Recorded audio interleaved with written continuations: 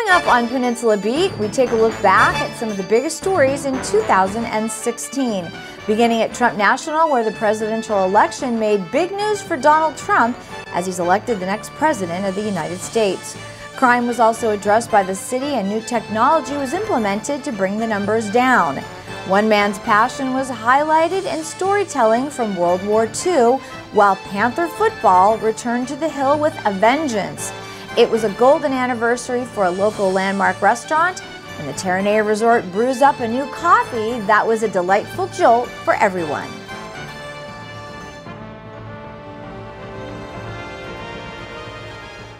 The presidential election was the biggest story in 2016. Here in Rancho Palos Verdes, the election of Donald Trump has impacted the Trump National Golf Club in a big way. Liz Brown Swanson filed this story just after the election and joins us from Trump National. Life at Trump National Golf Course in Rancho Palos Verdes will never be the same. My boss is President of the United States, and I still can't, it just doesn't resonate. Right now, I think we all have that. I wouldn't even know what to call it, but it's pride. It's to know that we are going to be watched on a worldly level. So we are very, very excited to say, okay, well, what can we do? Let's get together, let's regroup, let's brainstorm of how we can even make this place a bigger jewel. Since Donald Trump's election as president, the team at Trump National is going through their own transition. They're serving more visitors and needing more security. It was a very polarizing campaign, as we all know, and there are some people who will never accept the results of it. We understand that, but at the end of the day, we also have to protect ourselves and our staff and our guests, and the sheriffs are willing to do it, and they understand that, you know, they have to be here when they have to be here, but Secret Service has been fantastic throughout the process as well. From day one, they were able to let us know, if you need anything, let us know. Well, we have beefed up patrol here. Our department is working closely with our Criminal Intelligence Bureau, and they are monitoring all the social media.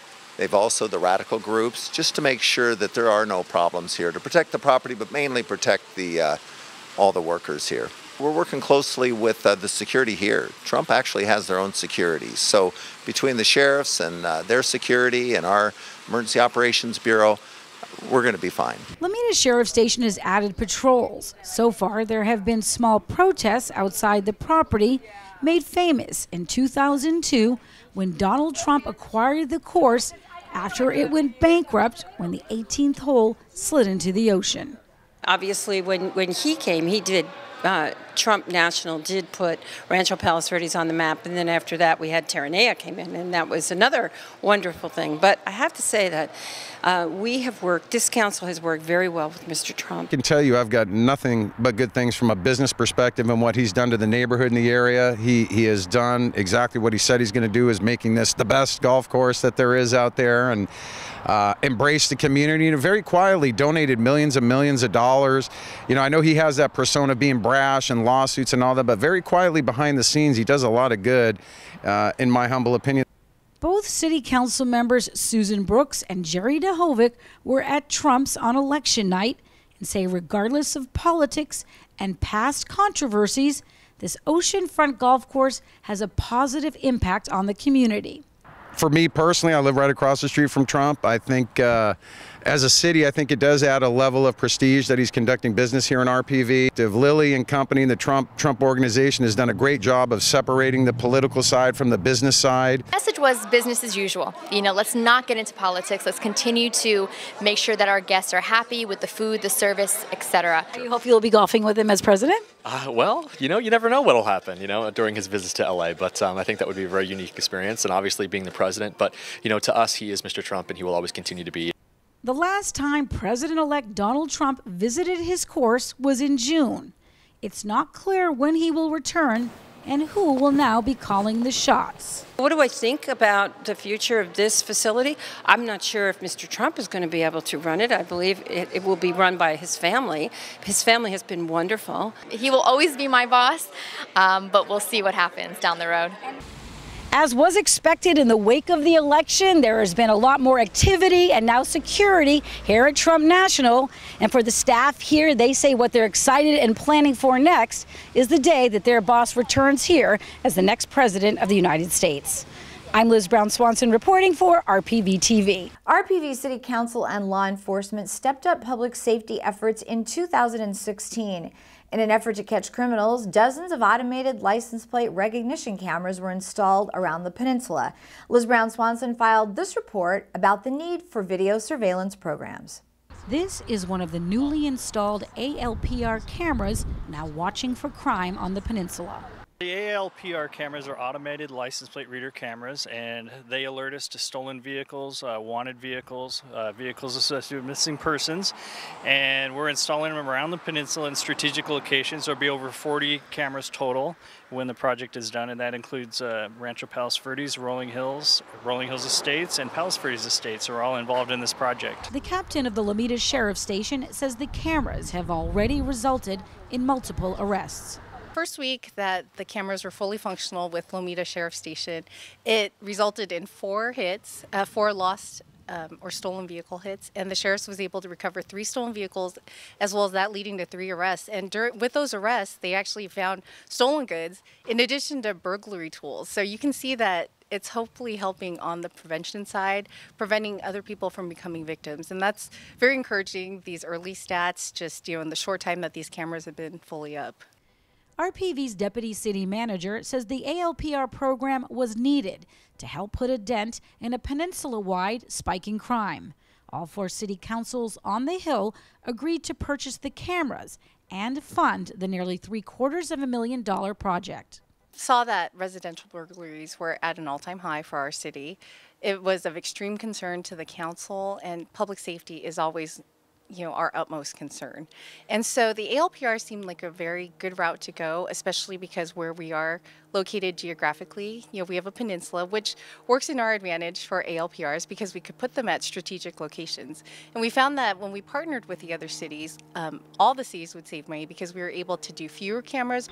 RPV also plans to add more video cameras along Western Avenue as part of the City Council's ongoing efforts to improve public safety. We're going to start looking at doing another round of cameras for the Western Avenue area to address the crime that's been happening in that area, because that area is of extreme importance to us. Now, along with all the automated license plate reader cameras that are installed around the peninsula, the Sheriff's Department is dispatching these ASAP vehicles, which uses similar technology to survey vehicles on the road. This one's also equipped with the ASAP or the ALRP system, and these cameras are mounted on the top right here. They're side-facing and forward-facing. So if I'm traveling down the street, it's picking up vehicles that are to my right parked or moving, and it's also picking up vehicles that are traveling opposite of my direction. It really doesn't affect your privacy at all. The cameras automatically read hundreds of thousands of plates every car that passes, but the image captured is just the back of the car and the license plate. Does not capture the driver. The cameras around us are picking up images, and then what happens with those images? Where do they go? They're stored in a cloud storage base. If there is a hit, a stolen vehicle, it will pop up on our computers at the station immediately, and units will be dispatched to the area and try to track the vehicle. So do you find this incredibly helpful then when you're out? Oh, it's a major tool in our arsenal. It's since its inception, we've captured a lot of criminals just based on this system.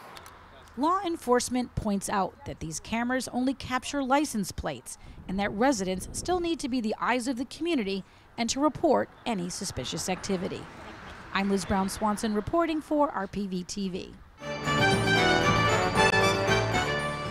After photographing a World War II veteran as a school project, Thomas Sanders realized there were many more stories to tell through photography. Thomas sat down with Mark J. Doughty to explain his passion and where you can see more of his work right here on the Hill. I'm here in Rancho Palos Verdes at Belmont Village photographing mainly World War II veterans and also, Korean and some Vietnam vets to help preserve their past and, really try and create a greater appreciation for all veterans and soldiers. Each photo shoot results in a permanent gallery at Belmont Village, at a particular location around the country. And the goal is that when people see my photographs of the World War II veterans, that they become emotionally enthralled, right? But when they walk in and take a closer look, and there's a little piece of, there's like a quote or a short story of that veteran right next to the photograph, and then it's kind of this combining this, you know, art and history into the present moment. At Cal Poly, my senior year of college, I had a random homework assignment to take a portrait of somebody, and just coincidentally there was a retirement community around the corner from me, so I went over there and I said, you know, do you have any interesting people to photograph, you know? And they had this World War II hero, and his name was Randall Harris, and he told me this battle story, how he was fighting in Italy, and he triggered an S-mine, and shrapnel came out and it hit him in his guts, and his guts started to come out of his stomach, and he took his canteen belt, he cinched it around his stomach, and he kept fighting. And hearing that story as a 21-year-old in college really helped put my life into perspective. And my grandfather was in World War II, and his brother died during the Battle of the Bulge. And so I, heard all these war stories from my grandpa growing up, but nothing like into deep detail, And so once I photographed that first World War II veteran, it really helped put my grandfather's war experience and his brother's loss really into perspective. And so I just began photographing World War II vets in my free time. And that's in my book is called The Last Good War. And people always say, like, why is it called, no war is good and all that stuff. But it's really the one war in the 20th century and really American history where there's a very clear, definite good versus evil. So what do you think of this experience today, what Tom is up to and documenting the pictures? I think it's a very nice deal, very nice and elaborate. I'm amazed at all the picture taking. Have you seen the result of the work downstairs? I saw, yes, on the wall. Yeah, I've seen that, and it's very well done.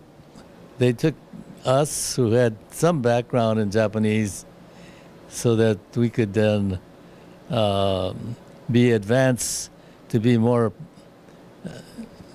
capable in translation. So yes, we had the fundamentals of learning the language, but not capable enough to read and then decipher or translate. And that they sent us to the military intelligence school to further our education. Where were you before you were enlisted? I was in the Manzanar camp. And Manzanar camp was one of about 10 camps that were set up by the U.S. government when President Roosevelt issued Executive Order 9066, which forced the Japanese Americans to be incarcerated in 10 different camps throughout the United States. And we were behind barbed wires with soldiers guarding us. So we were very proud that Congress recognizes their mistake and rewards us for what we've done. So it was kind of a makeup for all the things that we were overlooked on. Yeah. You proved them wrong. Yeah, thank you. Thank you. This year also marked the 50th anniversary of one of RPV's landmark restaurants, the Admiral Risty. Owner Wayne Judah invited elected officials as well as some longtime customers from the community to attend the official celebration. Here's more from the event. Why do I think it's so successful? Because, well, obviously you've got a wonderful family that founded it, that kept a tradition of quality service, always putting people first, and family. See, like he's family. So everybody becomes family, whether you're here once or whether you're here 100 times. The people Wayne and his staff and the Risties before him made a point of wanting to make sure that they knew you meant something to them. And, of course the sunsets are wonderful to see, but the music here is fantastic, the food is amazing, and it's a gastronomic experience. We moved here before they were open, so we've been here coming to the restaurant since they've opened. And, the kind of memory you build is when you go on the menu and you find something that you really like, you come back for it. And the hallmark of the Risti is, frankly, they don't change the recipe. It's deja vu. When your taster is set for something, you come here and it's the same thing again, and the enjoyment continues. You know, my favorite memory, my wife is not from California. She's from the Midwest. And after we got married and moved to the South Bay, we had dinner here not too long after we had moved out. And she was just amazed that you could have both, you know, a great meal, but also such an incredible view at the same time. I've lived in this community for 30 years, and I remember coming here as a newlywed when our in-laws came to visit, and we needed somewhere special to kind of show off our beautiful new community. And we all came here and had a fabulous dinner, and the story continues. And I think, Maria, that's what's so exceptional about this restaurant. It has really become a part of the fabric of our community, and so many of our families, you know, come every year for anniversaries, for special celebrations, for, you know, whatever it might be, and that's really, really special. Well, I mean, it's an extraordinary milestone, 50 years. It's extraordinary when a restaurant survives 12 months. Since 4 out of 5 restaurants close the first year they're in business. The average lifespan of a restaurant is 7 years. Once you hit the 50-year mark, you become an institution, right? Integral to the community, part of the community's everyday lives. And certainly, you know, 50 years, there's something special going on, and sometimes you can't even put your finger on it, but it just exists. Well, it's just the kind of restaurant that belongs here in Palos Verdes. It has the kind of food and the ambience that is just so part of this community. And we moved here in like 64, and we started coming here, and just I've always enjoyed it. And in sports, the big story was the return of Panther football at Peninsula High. In 2015, the program was suspended for the last 3 games of the season, but Principal Mitzi Kress vowed the program would return. And in 2016, the team was put back together from the ground up with a new coach and a new sense of Panther pride. Here's more.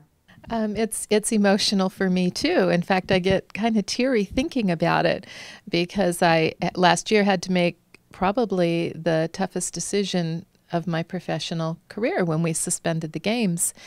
And I only could have dreamed that we would maybe have what we have right now. And it's a dream.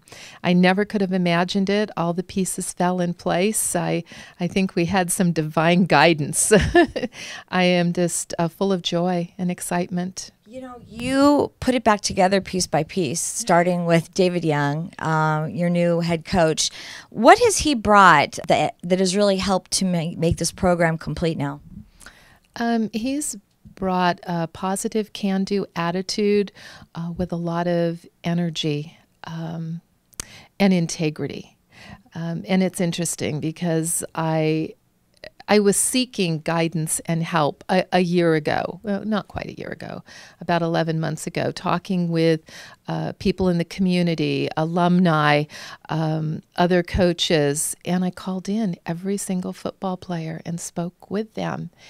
And they shared about this teacher that they had for PE at Rancho Vista, and his name was David Young, and he would be the best coach in the world.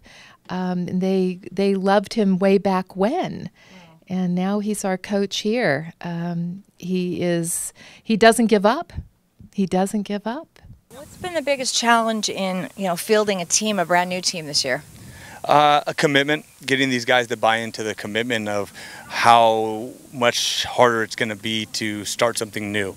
Since there was no ground laid already, they really all had to come in and start from the bottom up. We didn't have anybody who was such a superstar on our team that can take us out of the depths. We had to really join together from freshman to senior now, come together and make a team.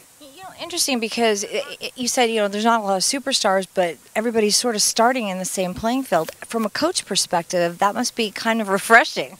Refreshing for me because I can see the work in progress.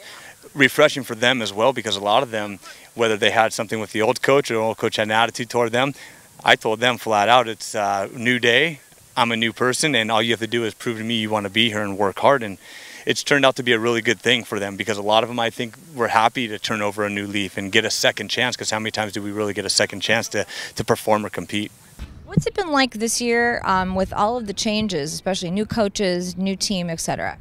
It's been very exciting. The coaches came in with bring a lot of excitement, a lot of enthusiasm and energy, and it's just been really great just getting out here. Coach Young has really brought us together as a group, and we all respect one another, and we've worked through some very hard practices, so you really bond with your teammates that way. Seems like it's been pretty cool that you guys won in front of your home crowd. Tell me about that. Oh yeah, that was awesome. A lot of people don't really have the most confidence in us, but to start building up the confidence and the expectations from the school is pretty neat. Is that kind of motivating to think that maybe teams aren't thinking you guys are going to do anything? Oh yeah, definitely. It's very motivating, and we just want to come out and play our best every game. Our new coaches have done a lot. They've brought a whole new vibe to the Peninsula football again, and like people have like came out and just tried out for football, and a lot of people started to like it, and so it's become a lot bigger, and now it's like it's back. These coaches really brought us together as a team, and I mean you can see all the players out here that everybody really fell in love with the coaching staff and with Coach Young and Frenchie and all the coaches here. I mean, we went from a 27-man roster to a 50-man roster in a year, so it's amazing. I feel a special connection to these boys because they were really hurting. They wanted to play. They were committed, and I've thanked them each for believing in Peninsula High, believing in the Panther spirit, and they're out there, and they are my heroes. So it's going to be just fabulous. I can't wait to see them play. And this year we learned of a new roast that was brewing at the Terranea Resort. Coffee connoisseur Mark J. Dottie introduces us to the Terranea Signature Blend made by the one and only Black Coffee. We're here at Sea Beans at Terranea, where they are serving a new brew of coffee, the Terranea Blend. Let's find out more. We just launched a Terranea blend specifically made for the resort here, and it's really exciting. We had an opportunity to get with the staff here, the executive chef here, and we actually did a tasting of coffee from different regions from around the world, and we gave them the opportunity to select and choose coffees that they thought were exceptional and that would be a good fit for the menus and the lifestyle here at Terranea. So we put those coffees together and we made a special blend just for Terranea Resort. How often do you come for a cup of coffee at Sea Beans? Several times a day. And why do you prefer this coffee shop over others? Oh, it's close. It's wonderful coffee. Great stuff here. So it's easy. What do you think about the Terranea Resort? Oh, it's fantastic. Is there a better one out there? We are coffee drinkers, you know. We're from New York, so it's nice to have a place where we can come down and get some coffee in the morning. Black coffee is available exclusively in Sea Beans as well as in Marcel. So anyone wanting to come down, have a cup of coffee, and experience the black coffee blend should do so in Sea Beans as well as Marcel. Not only do we hire guys that are coming out of foster care and out of gangs and out of prison, but we also give a resource, financial resource, back into the nonprofit to help shore it up. We have a men's home in the inner city in South LA, and part of the resources go to provide for the needs there at the home, and as well as preparing to launch businesses in the future. We are not only selling coffee at Terranea Resort, we sell coffee to other restaurants and resorts, hotels, businesses all around Los Angeles. And if you want to buy from us directly, you can go to our website, which is blackcoffeela.com. The Terranea blend is an exceptional coffee. It's really nice. The blend that we most commonly use is our extra bold blend. And it kind of goes with what's the sound of that? Sounds really good. Well, here's the thing. We are an air roaster. So only about 1% of coffee roasters in the world roast the way we roast. And so what that does is it allows us to get a really deep, dark, rich cup of coffee that isn't burnt and bitter tasting. And so that's where our extra bold comes in. And it's also part of our mission. We're about inspiring a bold awakening. And so in that, we're a bold people. We're going to give you a bold cup of coffee, and we're going to challenge people, go and be bold. Well, you know where to find me. I'll be right here at Sea Beans at Terranea having the boldest cup of coffee in town. For RPV TV, this is Mark J. Dottie. And finally, in 2016, we saw a spike in crime on the peninsula, and here at RPV TV, we produced a public service announcement addressing that issue. And that PSA won a National Telly Award. In case you missed it, here's our award-winning PSA. Recently, there has been an increase of burglaries in our community. The Sheriff's Department and the Police Department are working hard to combat the problem, and they would like you to get involved. If you see something, say something. If you see something out of the ordinary in your neighborhood, take pictures and call the police. Be on the lookout for unidentified vehicles or persons in your neighborhood, and write down license plate numbers and vehicle descriptions so you can give accurate information to law enforcement. Get to know your neighbors and form a neighborhood watch. Let neighbors know when you're out of town so they can watch over your house. Remember to lock your doors even when you're home. Secure gates and backyard access at all times. Keep valuables out of sight and arm your home with an alarm. Never let strangers inside of your home. Request identification from people who claim they need to work on your house or say they're from the utilities company. If you see something, say something. Let's prevent crime together. For more information on crime prevention, go to the website lameda.lasd.org.